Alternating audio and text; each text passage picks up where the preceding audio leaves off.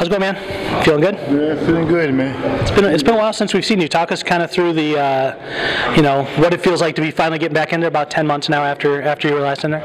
I'm feeling great, man. It's a great feeling. I'm in the best shape of my life, and we're ready to throw some ladder. You guys always say that kind of stuff. You're the best shape of your career, best camp you've ever had.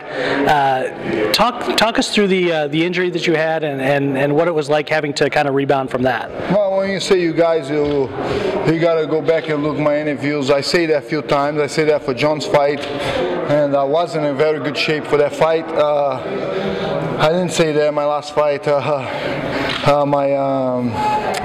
My weight cut was rough, but anyway, man, this is as light as I've been in the weight, and it's just I've been with a different coach now, working my speed and my ability to avoid the counter punch. It's great for this type of fight, and I'm very excited to go over there and throw an excited fight for the fans.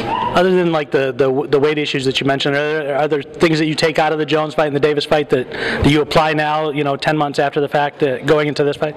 Yeah, for sure. I'm looking like the experience of me being with 27 fights right now, it just adds up the experience. You learn with the loss, you learn with the victory. I learned with the Bader fight. A few stuff that happens there. I learned with Maldonado fights. I mean, you learn with the victory, and definitely with the loss.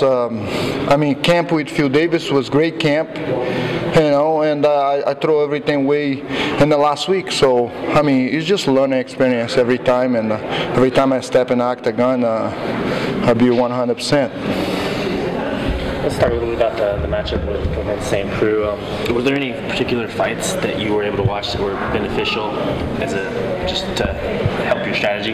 Yeah, some of the fights, he's a very good counter puncher. He's a very explosive fighter. And he have the knockout power. And this guy's he's dangerous. He's got a crazy submission. He's an excited fight. He's gonna be an excited fight for the fans, so I'm looking forward to this fight. This guy is no joke, and like I say, I'm looking to put my hands on his face, and with the speed, and I gotta be a top shape to find the top contenders. Do you feel like this is the type of win that puts you right back in there immediately, given that Gustafsson is in a title shot now and he's coming off a loss? Repeat that question, please. Do you feel like this is the type of win that could put you right back into a title fight, given that Gustafsson's got a title fight and he's coming off a loss right now?